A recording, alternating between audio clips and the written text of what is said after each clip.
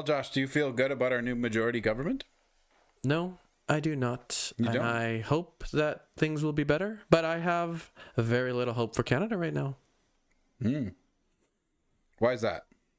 Well, Adam, we didn't elect a majority government here in Canada. We don't elect governments, Josh. We elect people. That is a good point. For all of you that listen and don't understand what we are talking about, the Canadian Liberal government has taken majority territory in the House of Commons, meaning they have the most seats. The way they did that, they won a few by-elections, and they say they won government basically that way. But really, they probably had some kind of backroom agreements with a bunch of MPs from other parties that they convinced to become part of the Liberal government. Even though these MPs were voted as NDP and Conservatives in their ridings during the last election. Is that fair? I was watching CBC and they told me that it's legal. It is legal. So that's all that matters. Yes. Is that all that matters? No, it's not.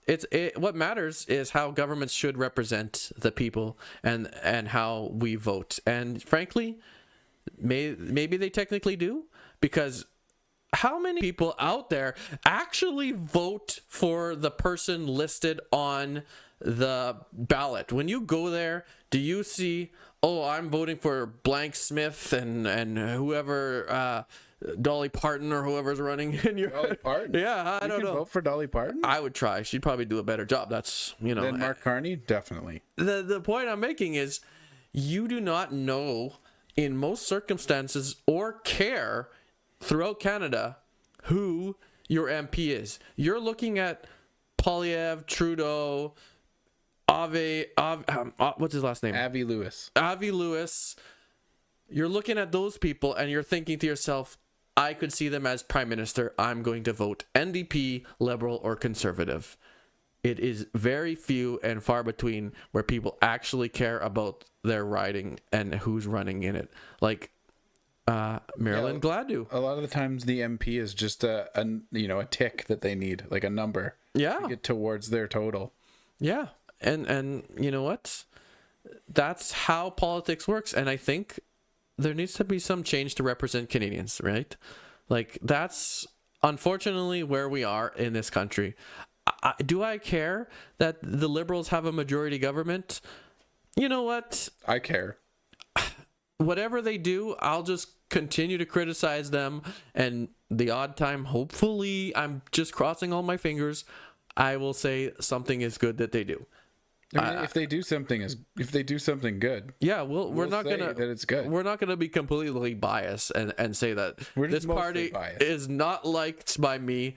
I am not going to commend them for doing something that I actually do agree with. But regardless, you know what?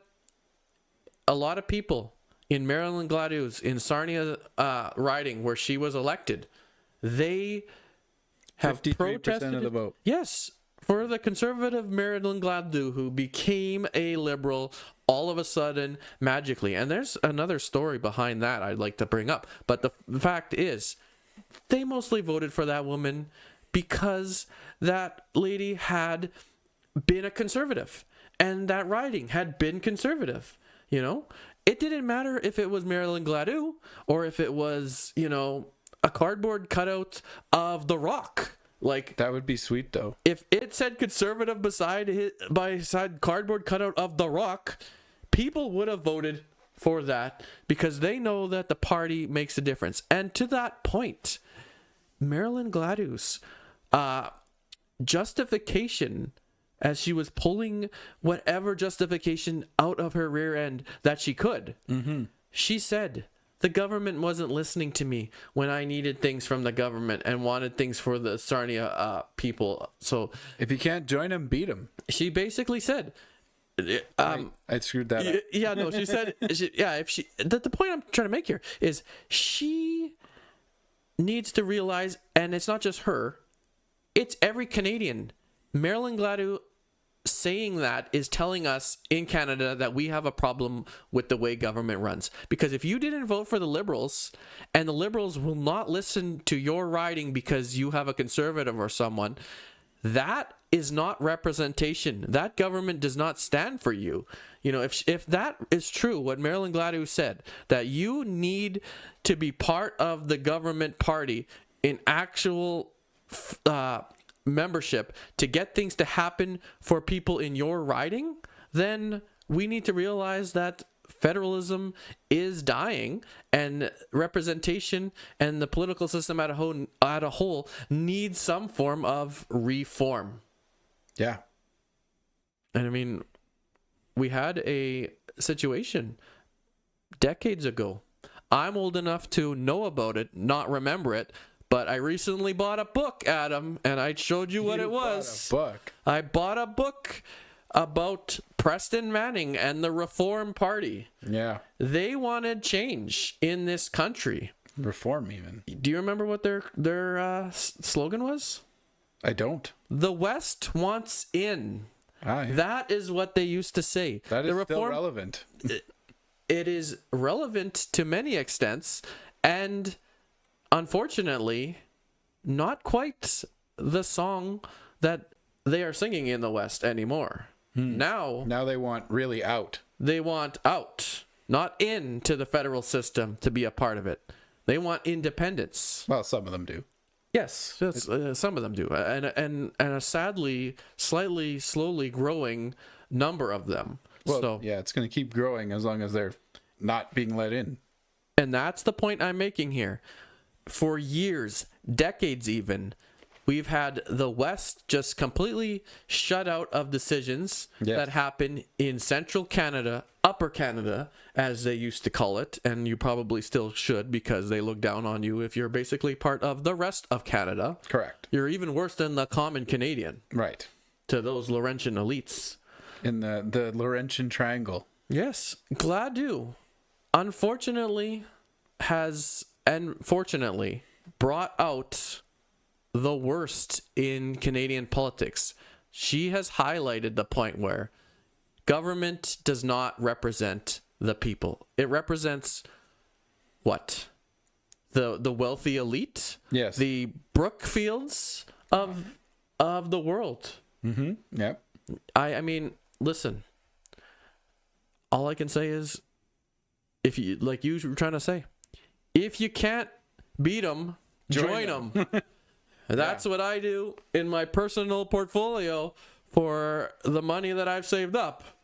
Now that we have a majority government, maybe that certain Brookfield management will continue to grow nicely in my back pocket. This is not investment advice. It is not investment advice, but I'm telling you that the greedy, power-hungry people who control this country, they are the ones that, unfortunately, government runs. And you know what, Adam?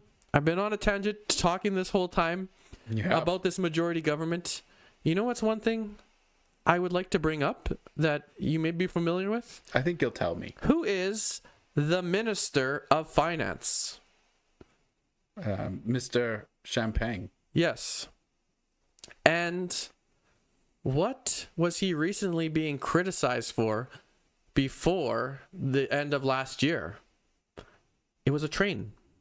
Yeah, that wasn't before the end of last year. That's like happening right now. It's currently happening even more so. But they had investigations that were being shut down in the government. They're definitely shut down now. Yeah. That's the point I'm making. So for those of you that don't know, Champlain is the one who is responsible for coming up with the budget. I say budget because it's a made-up number. It's just basically a list of things that they will spend on, and not really a budget like you and I think about it when we calculate our incomes and expenditures. Well, because when they run out of income, they just pretend there's more and keep going. So what was the name of that project? I can't remember exactly. Yeah. So that's a company that got a commission basically from the government, the federal government, and Champlain how do you say his name? Champagne. I can never say his name correctly. It's français. Yeah. He was the one who added it to the budget when everyone wanted it separate so that they could vote on it separately, and basically created a situation which is a conflict of interest where the government basically only had one person or company that could buy in to get that contract. And conveniently, who works for that company, Josh? And who works for that company in an important high-up position? Well, some may say that's a made-up high-up position. Yeah. And who was recently hired just prior that company. Yeah, right before. Before they were to get enough influence to the government. Who was it? It was the wife of the finance minister. Champlain. This is a conflict of interest. It was being investigated. Do you watch CBC? Do you hear about this stuff on CBC? No, they don't talk about it. They don't talk about this real issue of corruption that is happening in the Canadian government. They mostly just talk about Pierre Poilievre and how they don't think he's good. Corruption is something that has continually happened through the government. I'm not here to say that another party like the Conservatives would be better. I believe that, but I can't prove it, and I just have hope. So don't quote that I'm going to tell you they would be better than the other party. But hope I will is not a strategy. I will tell you that the current Liberals have been rife with corruption, from We Charity to SNC Lavalin. Yep. To I can't even remember all of like the dozen things on the list of where they have taken government taxpayer money and put it into corporations that were the friends of the Liberal Party. Scam? This is what I'm saying. They're going to now have a majority government. Yeah. They're going to have more control to do as they see fit. Yeah. In the system that we have here. It is not good. I mean, I've just listed a few things where there's been corruption, and Gladue again is case in point.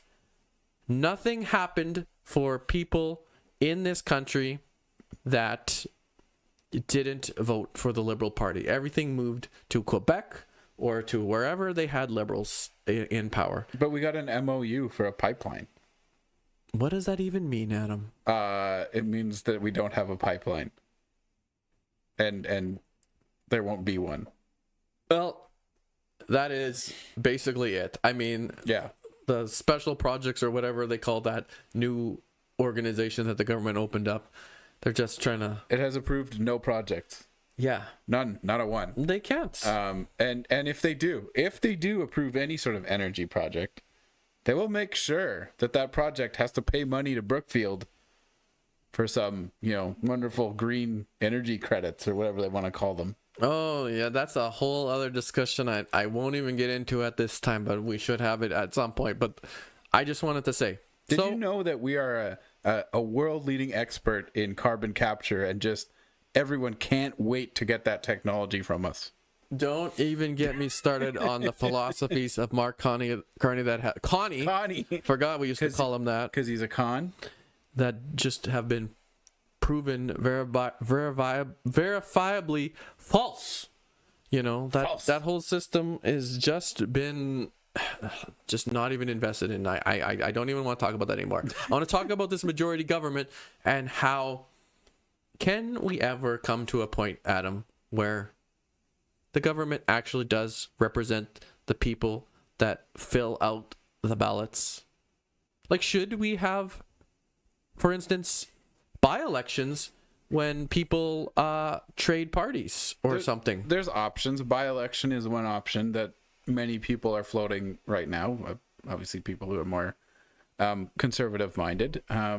Although some liberals are not pleased to see Gladue in their party. Mm-hmm. But another one that was mentioned, I think Alberta has it, called recall legislation, which sounds, I think this one makes sense to me.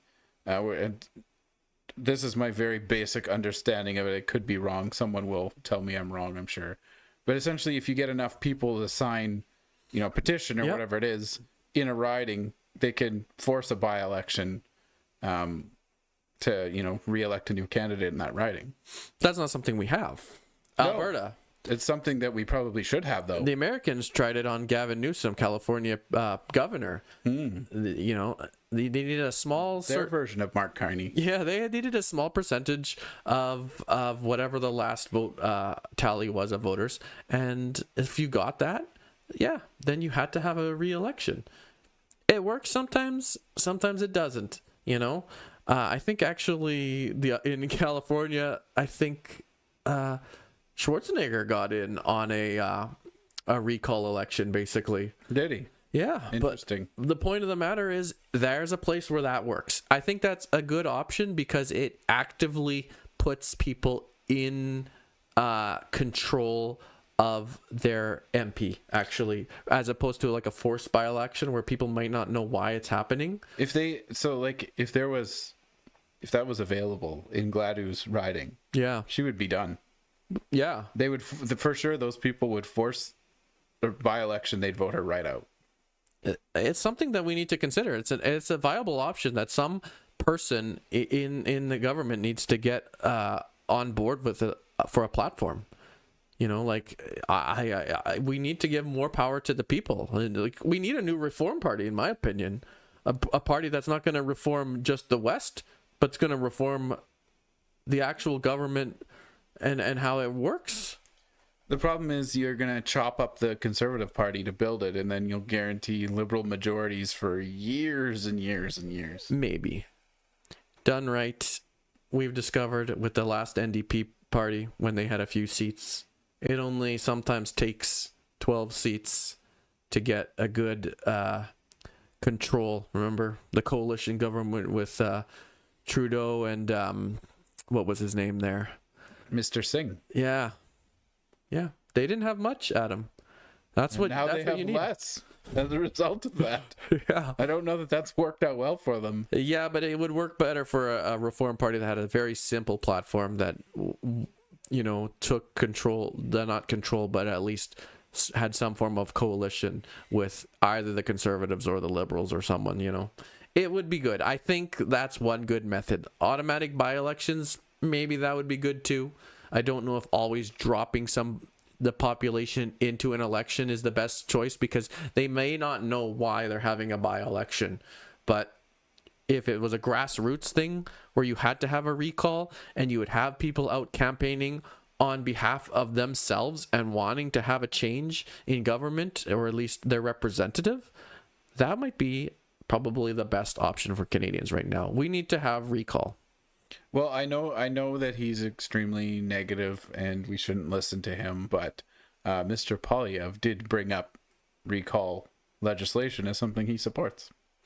Well, get it done. I mean, he's not going to get it done with the majority government, but it's something that has to be in the minds of Canadians going forward. It has to be burned into Canadians how it would be more fair and representative for the individuals. I agree. Yeah, but other than that, Adam, do we have any concerns about the majority government here in Canada?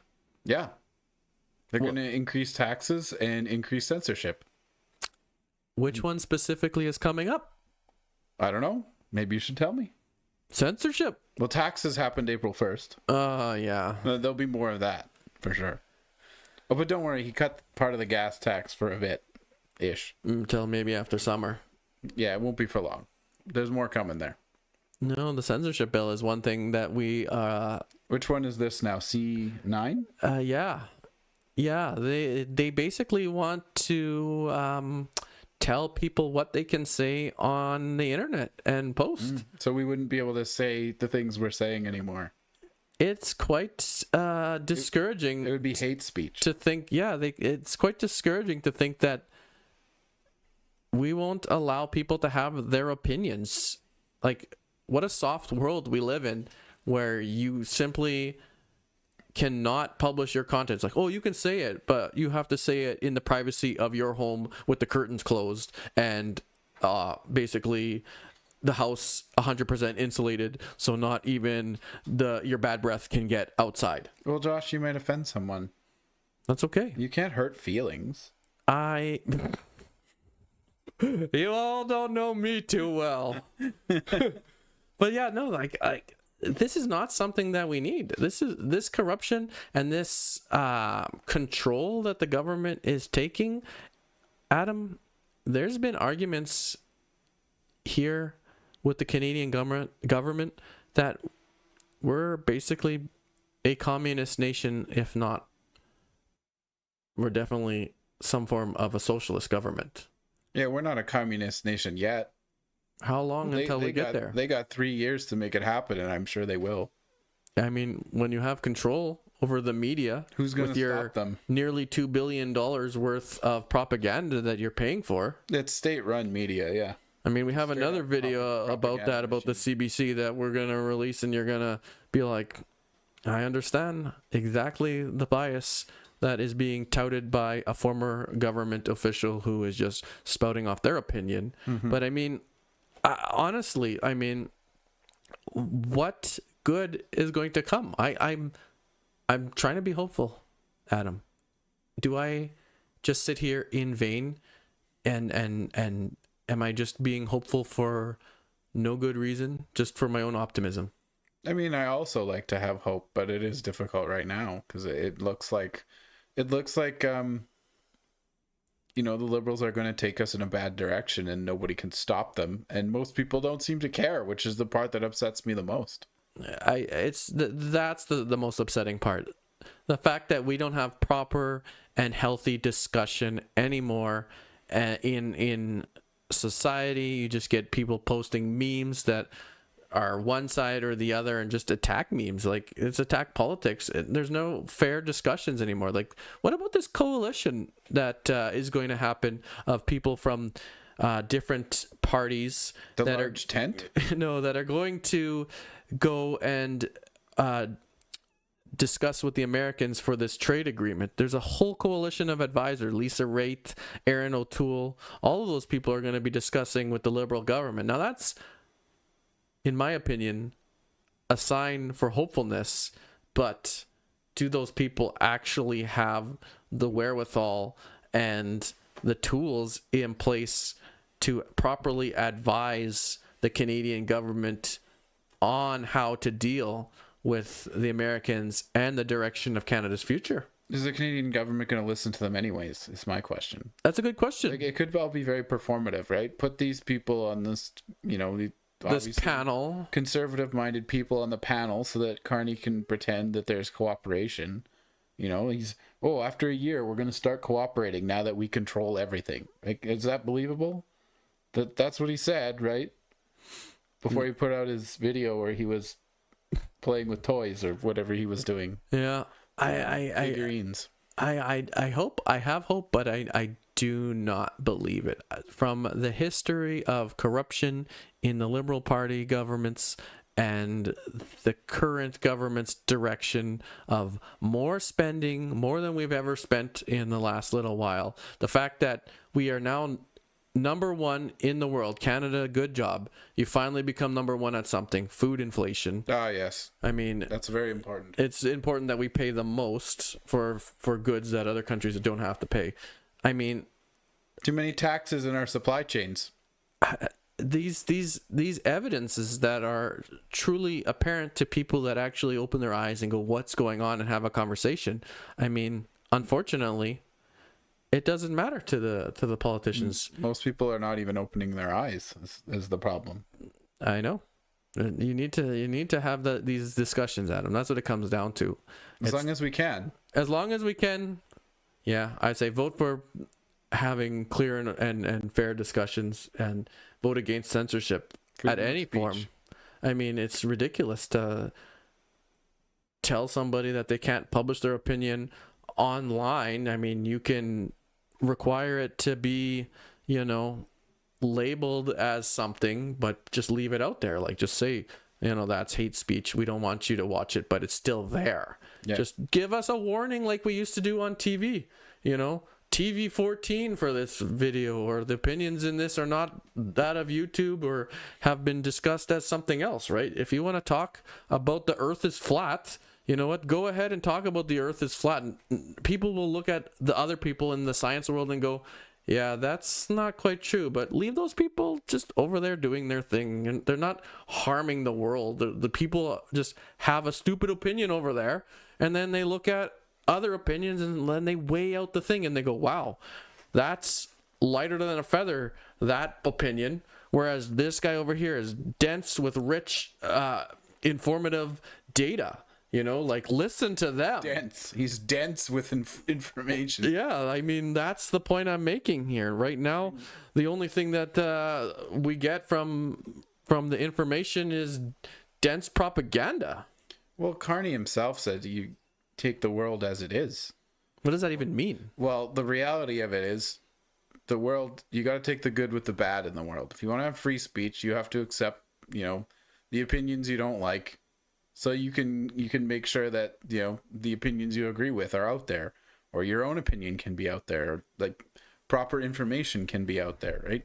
You can't just decide unilaterally what's good and what's bad and then say all the bad is banned, because that's only like one very generally biased viewpoint is deciding what's good and bad, and that's not going to be the same for everyone. I agree. Well, let's put a bookmark in this one, this podcast, Adam, and we'll point back to it at a later time and see if we were right or we were just whining and complaining about something that didn't actually transpire. I hope we're wrong. But I hope that more people tune in and listen to our conversations. Thank you, everybody. Bye-bye, bye-bye. Bye-bye.